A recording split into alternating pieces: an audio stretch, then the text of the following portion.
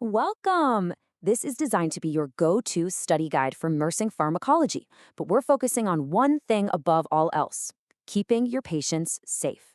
We're not just going to be memorizing drug names here. We are diving deep into the critical thinking and the safety habits that will make you a truly confident and competent nurse.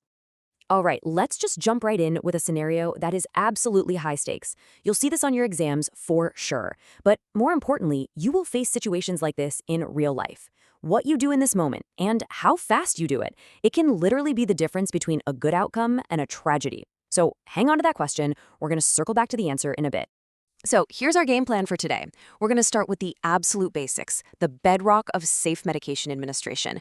Then we'll get into specific high alert drugs, talk about labs, and of course, cover what to do when things go south. By the end, you're going to have a really solid framework for safe practice. Okay, let's get into the nitty-gritty. The first and most important step to giving a med safely happens way before that drug ever gets near the patient. It's all about having a solid, repeatable process every single time. Think of this as your pre-flight checklist. Seriously. You wouldn't want a pilot to just wing it, and we can't either. We're checking for allergies, of course, making sure their vitals can even handle the drug. We're looking at labs to see if their kidneys can clear it. And so critically, we're making sure that IV line is good to go. Every single step here is a safety net preventing a potential error. So, the med is in. Is your job done? Not even close. In fact, it's just getting started. Now you have to become a detective, constantly looking for clues. Is this drug actually working? Are we seeing any bad reactions? How's that IV site holding up? This is where your clinical judgment really shines, and it's where you make a huge, huge difference for your patient. Okay, now that we've got our safety checks down, let's talk about some specific high alert medications. These are the ones where there is just zero room for error. A mistake with one of these can have absolutely catastrophic consequences. First on our list is vincristine. It's a powerful chemo drug, and it's what we call a vesicant. That's a fancy word that just means it can cause horrific tissue damage if it leaks out of the vein. That leak is called extravasation, and it's a nightmare. This is exactly why that pre-check for IV patency is so critical. But with vincristine, there's actually another, even deadlier risk. Listen to this, because this is probably the most important thing you'll hear today. Vincristine is absolutely 100% fatal if it's given intrathecally. That means into the spinal canal. Why? It's a neurotoxin. Giving it directly to the central nervous system causes massive, irreversible damage. This is what we call a never event in healthcare. It should never, ever happen. You have to be so vigilant about this. Next up, doxorubicin.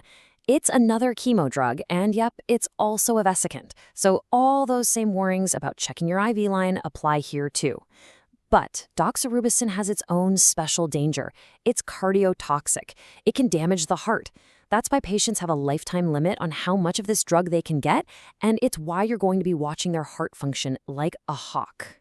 Okay, let's shift gears for a minute and talk about an electrolyte you are going to see on pretty much every single unit: potassium chloride, or KCl. It's essential for the body to function, right? But it's also one of the most high-risk meds we give. With KCl, there is just no margin for error. I need you to burn this number into your brain: 10 milliequivalents per hour. That is the absolute max speed you can infuse IV potassium on a standard med-surg floor. Any faster, and you risk sending your patient into a fatal heart rhythm. And it should go without saying, but I'll say it anyway: KCl is always on a pump. You never, ever, ever run it by gravity.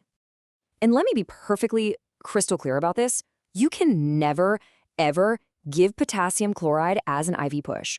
It is lethal. It will stop the patient's heart. This is one of the cardinal sins of medication safety. There are absolutely no exceptions to this rule, period.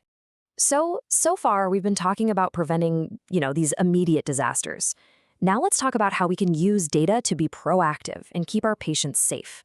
This is where knowing your lab values and understanding how drugs work over time becomes so important, especially with things like insulin. Don't just memorize this table for your exam, you need to understand what it means for your patient. Knowing that rapid-acting insulin peaks in as little as 30 minutes means you better have that food tray right in front of the patient before you give the shot. And knowing that long-acting insulin gives that steady background coverage tells you it's the foundation of their control. It's why we never mix it with other insulins. With some drugs, like theophylline and vancomycin, the line between a helpful dose and a harmful one is razor thin. We call that a narrow therapeutic index. And because that line is so thin, we don't guess, we measure. We draw blood levels to make sure the drug is in that sweet spot where it's working, but it's not toxic. This is exactly what we mean by data-driven safety. So even when we do everything right, toxicities can still happen. And when they do, your ability to spot those early warning signs, well, it can be life-saving. So let's talk about what you need to be looking for. Hey, remember that patient from the very beginning, the one on the magnesium sulfate drip? This is what you're watching for. A dropping respiratory rate is a big one, but the classic telltale sign is the loss of their deep tendon reflexes, that knee-jerk reflex. When that's gone, you've got magnesium toxicity. That is your signal to act, and to act fast. So, you've spotted the signs. Your patient is in trouble. What is your next move? Let's finally answer that question from the top of the explainer and talk about the antidote you absolutely need to have ready. And here it is, the answer: calcium gluconate. This is one of those drug pairings you just have to know, not just for the test, but for your entire career. If your patient is on a magnesium drip, you need to have calcium gluconate at the bedside ready to go. That's not a suggestion, it's the standard of care. Wow, we have covered a ton of ground today. So let's wrap it all up and summarize the core principles that are going to guide you every single day you're a nurse. This slide really says it all. Safe medication practice isn't one single thing. It's a whole process. It's about having that solid routine, knowing your high-risk drugs cold, using data to guide you, and this is a big one, trusting your gut. If something feels off, it probably is. Just stop. Ask for help, verify. You will never, ever regret being too cautious. So I want to leave you with this last thought. Memorizing all these facts for an exam, that's one thing.